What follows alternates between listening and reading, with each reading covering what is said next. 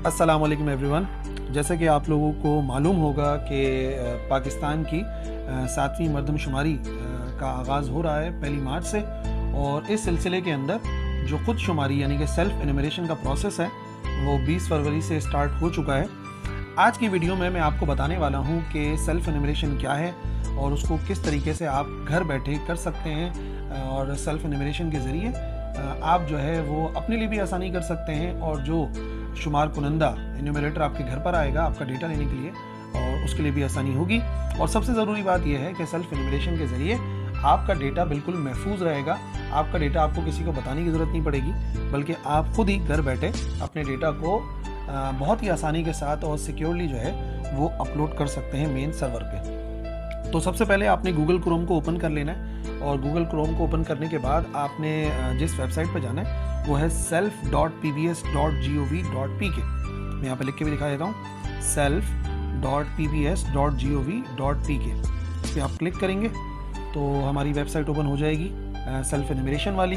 इसके ऊपर आपको ये सब लिखा हुआ नज़र भी आ रहा है, सेल्फ एनुमरेशन पोर्टल, और सेल्फ एनुमरेशन क्या है, किस तरीके से फ़ायदा हो सकता है, और यहाँ पे बाकायदा आपको लिखा हुआ भी नज़र आएगा। आप पढ़ के भी समझ सकते हैं। अगर आप पढ़ के तो बिल्कुल आप इसको पढ़िए, पूरा प्रोसेस आपको समझ में आ जाएगा। मैं आपको बताता हूँ कि सबसे पहले आपने क्या करना है। पहला स्टेप ये है कि आपने यहाँ पर देखें रजिस्टर लिखा हुआ है, रजिस्टर पे क्लिक करना है। आप जैसे ही रजिस्टर पे क्लिक करेंगे तो आपके सामने ये वाला एक पेज आ जाएगा जहाँ पे सबसे पहले आपको साइन अप करना पड़ेगा, ठीक है। और याद रखिए जो सेल्फ एनुमरेशन का प्रोसेस है, सबसे पहले आपने साइन अप करना है सेल्फ एनुमरेशन पोर्टल के ऊपर। फैमिली मेम्बर्स की डिटेल देनी है, अपने हाउसिंग की डिटेल देनी है, और फिर रिव्यू करना है, सबमिट करना है। सिंपल सा काम है। तो सबसे पहली बात, आप यहाँ पर लिखा हुआ है मोबाइल नेटवर्क, आप सेलेक्ट करें मोबाइल नेटवर्क कौन सा है। तो लेट से मैं सेलेक्ट कर लेता हूँ जैस, और जो भी नंबर है वो आप यहाँ पे टाइप करेंगे। 03 लिखा हुआ आ चुका है।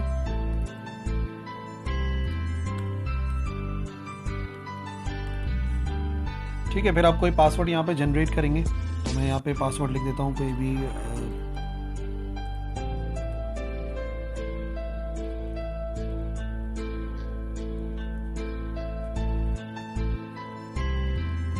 और याद रखिए आपका जो पासवर्ड है इसमें एक कैपिटल लेटर होना चाहिए, एक स्मॉल लेटर होना चाहिए, नंबर भी होना चाहिए, और कोई स्पेशल कैरेक्टर होना चाहिए। जब आप पासवर्ड डालेंगे तो बाकायदा जो है वो आपसे ये बात लिखी हुई आती भी रहेगी पासवर्ड के नीचे। मैं दोबारा रिपीट कर देता हूँ, एक कैपिटल लेटर होना चाहिए, एक स्मॉल लेटर होना चाहिए कम से कम, और फिर कोई नंबर होना चाहिए, और एक स्पेशल कैरेक्टर भी होना चाहिए पासवर्ड में, तब जाके पासवर्ड होगा, और एटलीस्ट 8 कैरेक्टर होना चाहिए। अच्छा, present residential address of family आपको लिखना है यहाँ पर।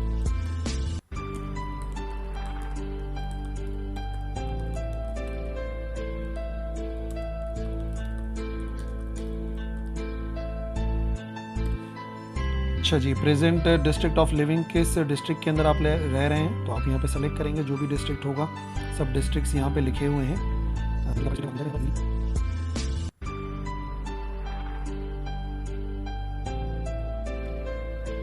और फिर यहाँ पर आएगा प्रेजेंट तहसील ऑफ लिविंग, किस तहसील के अंदर रह रहे हैं, कौन सा टाउन होता है, तो वो तहसील यहाँ पर आता रहता है, उसको आपने सेलेक्ट करना है। सब डिवीज़न कौन सा वाला आ रहा है तो सेलेक्ट कर लेंगे आप। फॉर एग्जांपल मैंने यहाँ पे सेलेक्ट कर लिया, जो भी तहसील होगी वो आपको मिल जाएगी।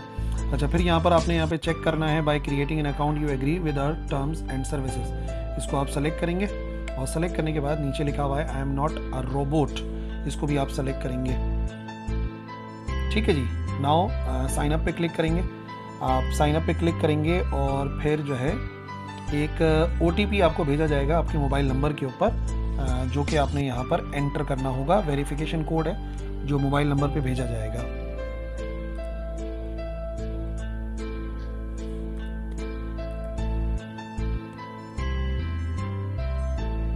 ठीक है जी, तो लिखा हुआ आ जाएगा your account has been verified successfully. आप ओके पे क्लिक करेंगे। ठीक है जी, अब आपने जो सेल्फ एनुमरेशन है उसको स्टार्ट करनी है। रजिस्ट्रेशन हो गई है। अब जो आपका मोबाइल नंबर था वो आपने एंटर करना है, जो भी मोबाइल नंबर था, और जो भी आपने पासवर्ड सेलेक्ट करा था उसको आप एंटर करेंगे। I am not a robot पे क्लिक करेंगे, एंड देन आ जाएगा लॉगिन। ठीक है जी, अब आप जैसे ही लॉगिन करेंगे तो आपके सामने आ जाएगा, ये लिखा हुआ एक पेज आएगा, get started with self enumeration, 3 easy steps हैं। सो ठीक है, लेट्स स्टार्ट नाउ पे आप क्लिक करेंगे। सबसे पहले ये आएगा आपके सामने फैमिली की इन्फॉर्मेशन कि भाई अच्छा, और ये बात याद रखनी है कि किसको हमें इंक्लूड करना है। यहाँ पे लिखा हुआ भी नज़र आ रहा है, वो लोग जो कि 6 माह या उससे ज़ायद उस घर में रहते हैं या रहने का इरादा रखते हैं, उनको एंटर करना है। और किसको इंक्लूड नहीं करना है, जो टेम्प्रेरी गेस्ट आए हुए हैं जो कि चले जाएंगे कुछ टाइम के बाद वहाँ से, या जो भी आपके फैमिली मेम्बर्स घर से बाहर हैं एम्प्लॉयमेंट या एजुकेशन वगैरह के लिए 6 माह से ज़ायद, तो उनको आप एंटर नहीं करेंगे। ठीक है जी। अब सबसे पहले आपने क्या करना है, सबसे पहले आपने अपने घर के जो सरबराह हैं, जो हेड है, हेड ऑफ द फैमिली, उनको आपने एंटर करना है। सबसे पहले आपने हेड ऑफ द फैमिली को एंटर करना है, और हेड वो है जो कि घर के मेजॉरिटी डिसीजन लेता है। ठीक है जी। तो मैं यहाँ पे लिख देता हूँ मुकम्मल नाम। ठीक है जी। और वो खुद हेड है, तो रिलेशनशिप विद हेड के अंदर आ जाएगा कि वो हेड है।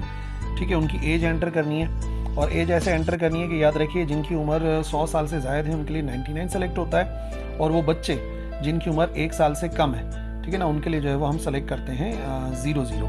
और क्योंकि हेड जो है उसकी उम्र कम से कम 10 साल होती है, तो इससे कम उम्र आपको इसमें नज़र आएगी नहीं। ठीक है जी। बाकी फैमिली मेम्बर्स के अंदर आ सकती है, लेकिन याद रखिए वो बच्चा जो 6 माह का है उसके लिए 00 एंटर किया जाएगा। ठीक है जी। तो यहाँ से एज को सेलेक्ट करेंगे।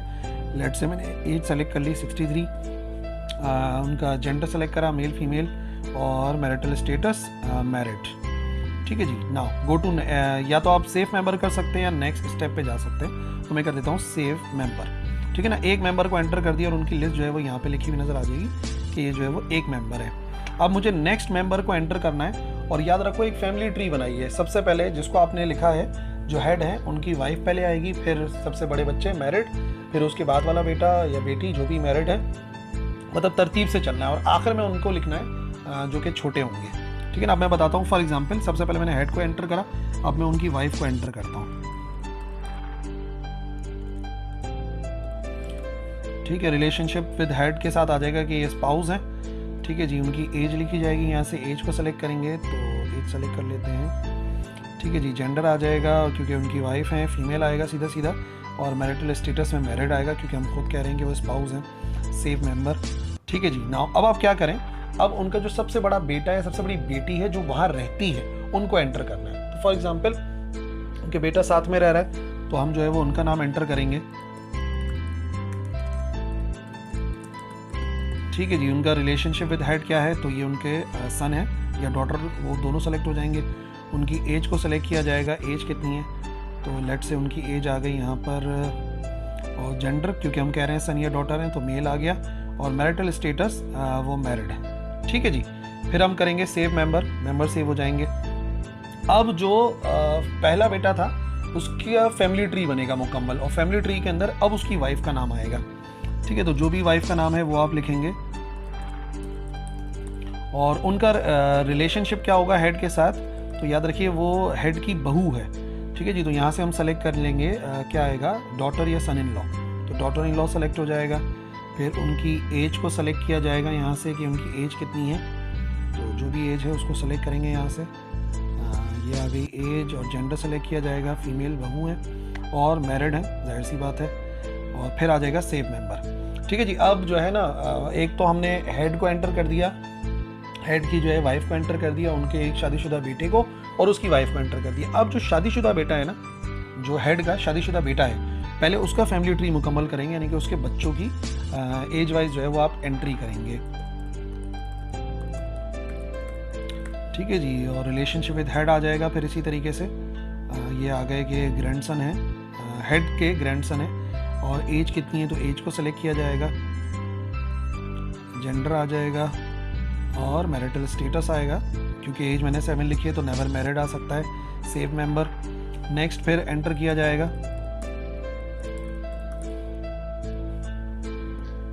यहाँ से एज सेलेक्ट कर लेंगे, फिर आ जाएगा जेंडर क्या है, और उसके बाद मैरिटल स्टेटस, और 3 साल उम्र डाली है तो जाहिर सी बात है नेवर मैरिड आ जाएगा। Save member. नाउ अब क्योंकि जो शादीशुदा बेटा था उसकी एंट्री हो गई है, अब जो गैर शादीशुदा बच्चे हैं एज वाइज उनकी जो है वो एंट्री की जाएगी।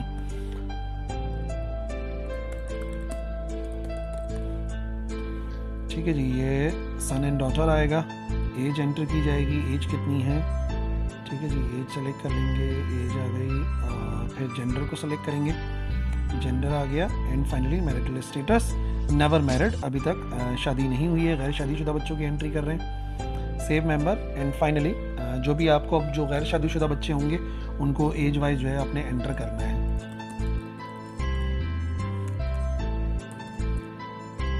रिलेशनशिप विद हेड, सन और डॉटर, एज को सेलेक्ट करना है, एज कितनी है, जेंडर सेलेक्ट किया जाएगा और मैरिटल स्टेटस नेवर मैरिड। ठीक है जी, नाउ सेव मेंबर। अब आपके सामने जो है वो पूरे जो है वो मेंबर्स की लिस्ट आ जाएगी एटलीस्ट कि उनकी जो फैमिली ट्री है वो क्या है।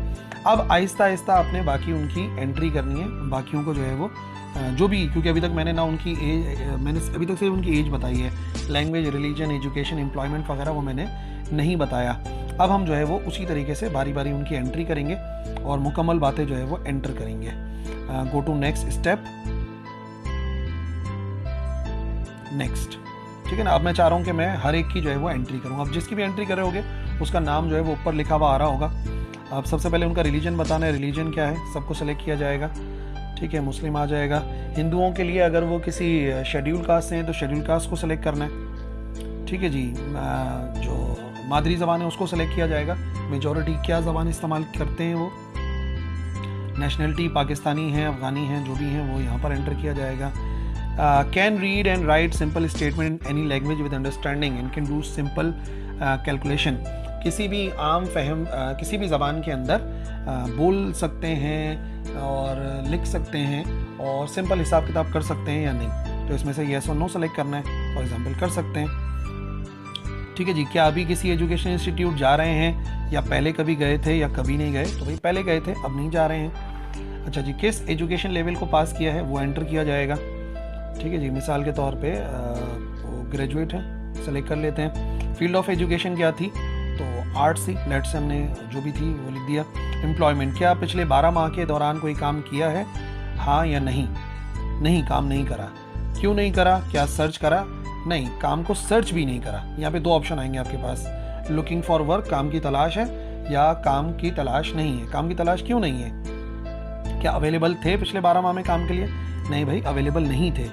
अब यहाँ पर आएगा why not available for work, क्यों अवेलेबल नहीं थे काम करने के लिए। तो यहाँ से सेलेक्ट किया जाएगा कि भाई वो स्टूडेंट हैं, हाउसकीपिंग है, लैंडलॉर्ड हैं, या कुछ भी आ सकता है, रिटायर्ड भी आ सकते हैं। तो लेट से रिटायर्ड थे तो मैंने रिटायर्ड सेलेक्ट कर लिया। ठीक है जी, अब पिछले 6 माह में क्या उन्होंने कोई जो है वो माइग्रेशन की है, कोई नकल मकानी करी है, एक ज़िले से दूसरे ज़िले में गए हैं पाकिस्तान के, तो बताइए। वो यहाँ पर डिटेल आएगी। तो कंट्री ऑफ बर्थ क्या था, लेट से पाकिस्तान की पैदाइश है। डिस्ट्रिक्ट ऑफ बर्थ कौन सा था, किस डिस्ट्रिक्ट के अंदर पैदा हुए, तो हम लिख देते हैं भाई जिस डिस्ट्रिक्ट में हमने एंट्री करी है इसी डिस्ट्रिक्ट के अंदर पैदा हुए थे।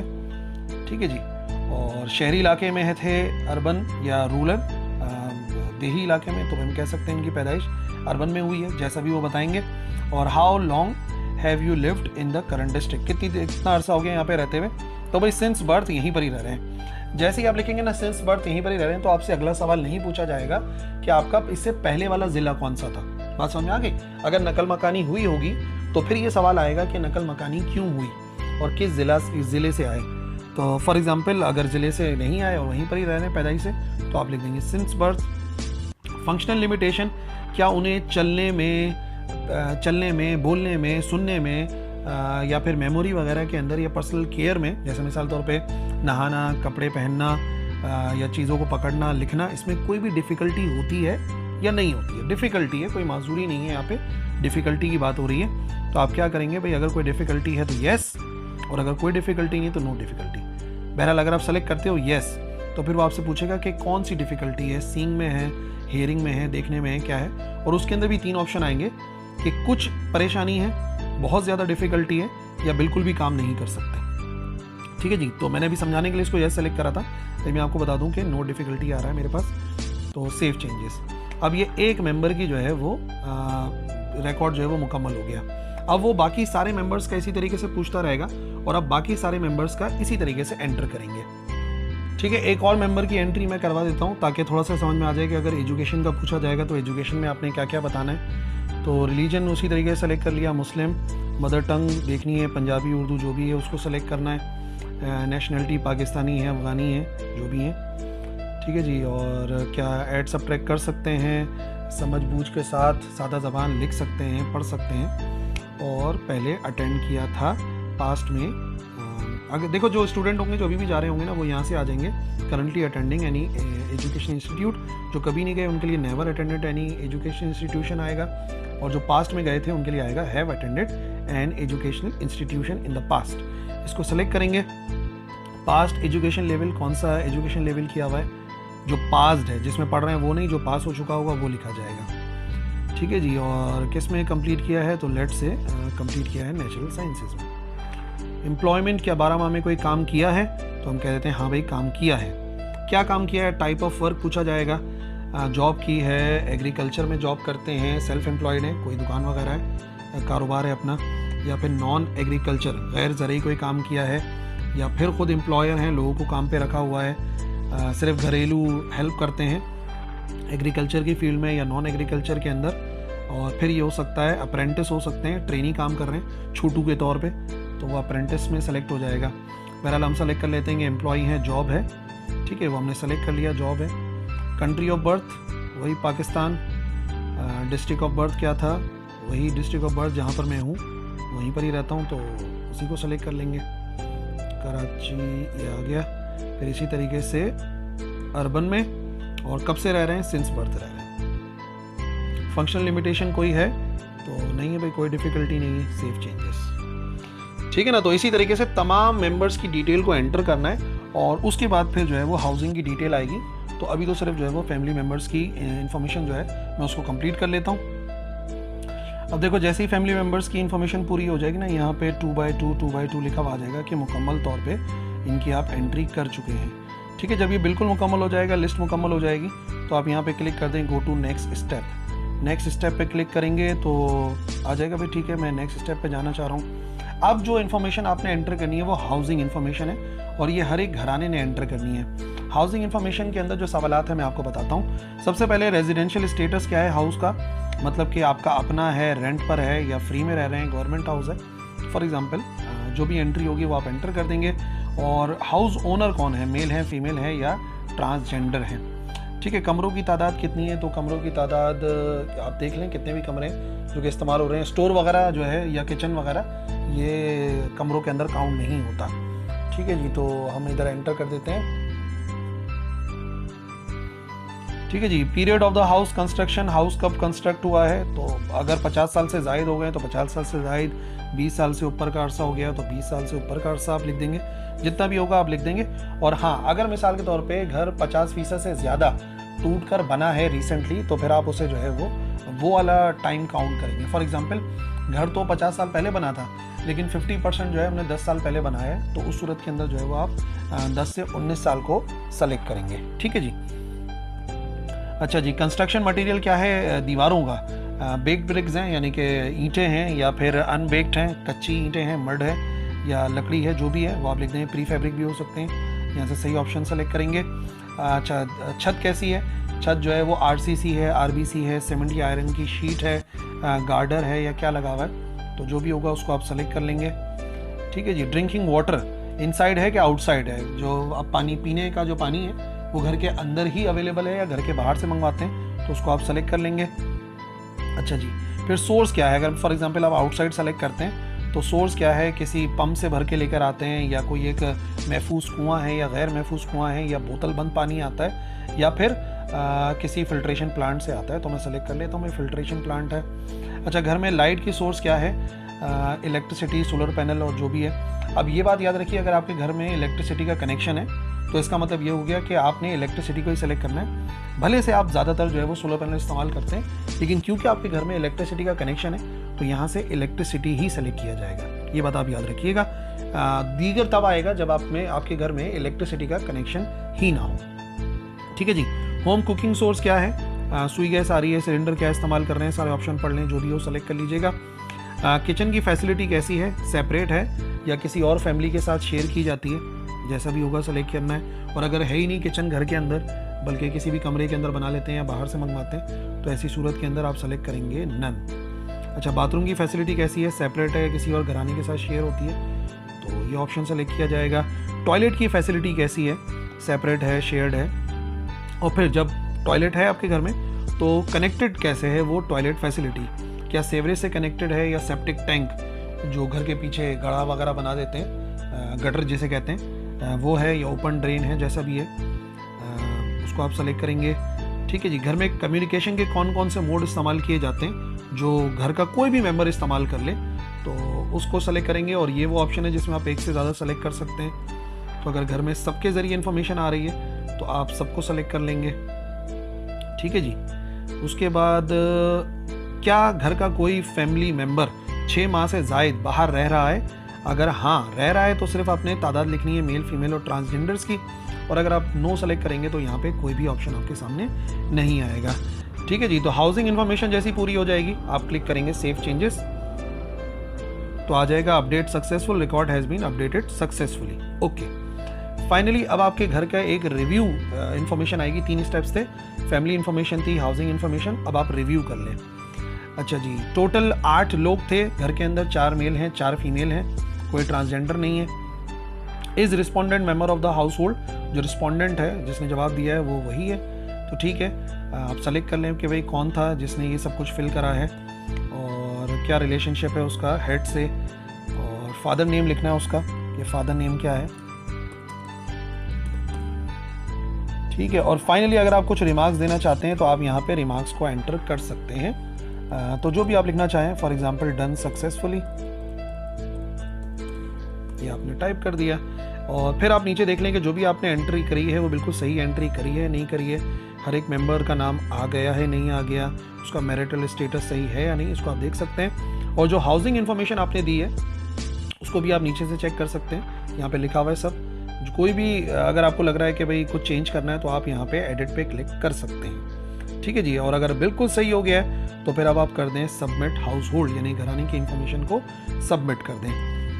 ठीक है भाई। तो जैसे ही कंप्लीट हो जाएगा ना तो ये लिखा हुआ आ जाएगा congratulations your family and household information has been submitted successfully. और आप रिव्यू कर सकते हैं इन्फो को एनी टाइम रिव्यू सेक्शन में जाके। और फिर एक UTN कोड होगा जो कि आपके मोबाइल फ़ोन नंबर पे सेंड किया जाएगा। और ये जो UTN नंबर होगा ये आपने एन्यूमरेटर को देना है जब वो आपके हाउस होल्ड को विजिट करे। ठीक है ना। तो जब वो फिर उसका काम है कि किस तरीके से वो डेटा को निकालेगा, लेकिन ये जो है UTN नंबर आपने जो है वो शुमार कुनंदा यानी कि एन्यूमरेटर को देना है। ठीक है ना। और अगर कोई परेशानी है सेल्फ इन्यूमरेशन के हवाले से तो आप कमेंट सेक्शन में लिखिएगा, इंशाल्लाह जो भी प्रॉब्लम होगी उसको सॉल्व करेंगे। Thank you. अल्लाह हाफ़िज़।